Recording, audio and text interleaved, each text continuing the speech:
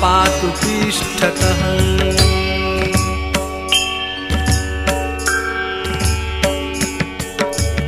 अजिता वामपार्श्वे तु दक्षिणे चापराजिता शिखामुद्योतिनी रक्षे धूमामूर्धनि व्यवस्थिता। मालाधरी ललाटे च भ्रुवौ रक्षेद्यशस्विनी त्रिनेत्रा च भ्रुवोर्मध्ये यमघण्टा च नासिके।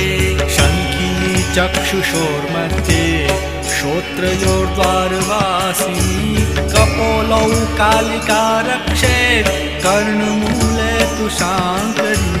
नासिकायां सुगन्धा च उत्तरोष्ठे च चर्चिका अधरे चामृतकला जिह्वायां च सरस्वती।